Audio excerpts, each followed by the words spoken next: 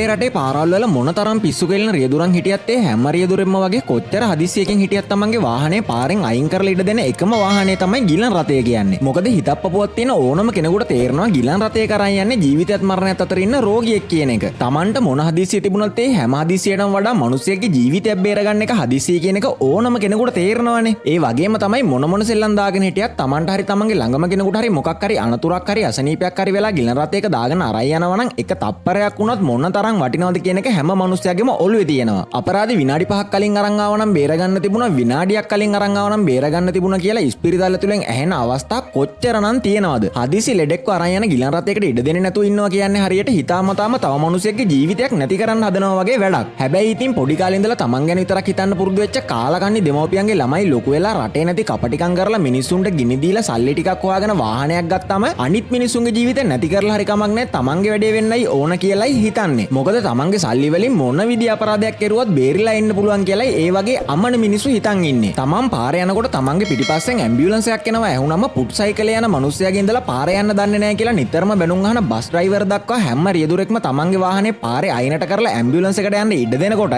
ඒක අවස්ථාවක් කරන් තමන්ගේ ගමන යන්න හදන එකෙක් ඉන්නවා කියන්නේ ඌ මනුස්සම්මෙක්ට ජාතක වෙච්ච එකෙක් වෙන්න බෑ. මම අද ඔයාලට පෙන්වන්න හදන්නෙත් එහෙම අපත කල්ලකින් බිහි වෙච්ච සල්ලිකාර අපතේ එක්ක. මේ වීඩියෝ එක බලලා ඉන්නකෝ ඉතුරු ටික කතා කරන්න.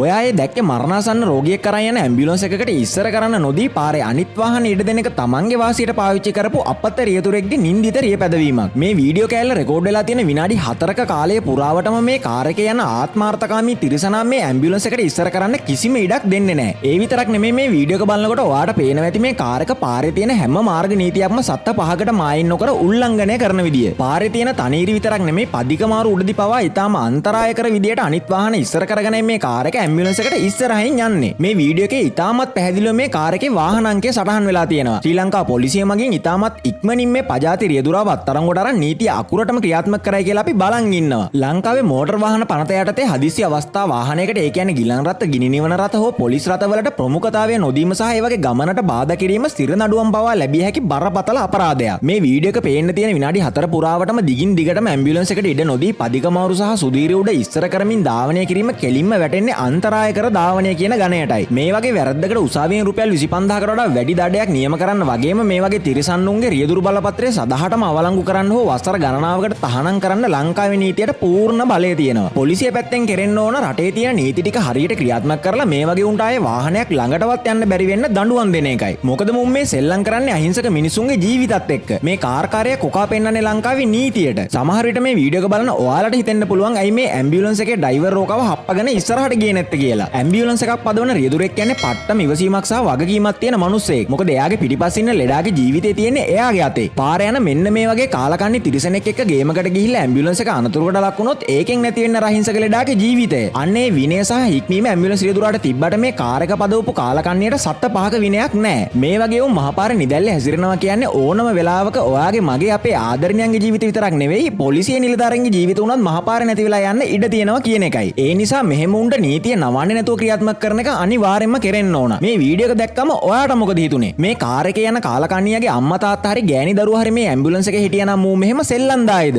මේ වගේ උන් ලංකාවේ ඉන්න හේතුව අපේ රටේ නීතිවල තියෙන අඩුපාඩුවක් නිසාද එහෙම නැත්නම් මේ වගේ උන්ව වදාපොන්ගේ තියෙන අඩුපාඩුවක් නිසා කියලාද ඔයා හිතන්නේ? ඔයාට හිතෙන හැමදේම අනිත් අයට බලන්න පහලින් කමෙන්ට් කරන්න. මේ වීඩියෝ එක ලයික් කරලා මේ කාලකන්ණියව අත්අඩංගුවට ගන්නකල් ෂෙයා කරන්න. මේ වගේ අපත කලල වලට අමුවෙන්ම අමතන අපේ හාලියා YouTube නාලිකාවත් subscribe කරලා තියාගන්න. ආයෙත් වීඩියෝ එකකින් හම්බෙමු. ජය වේවා.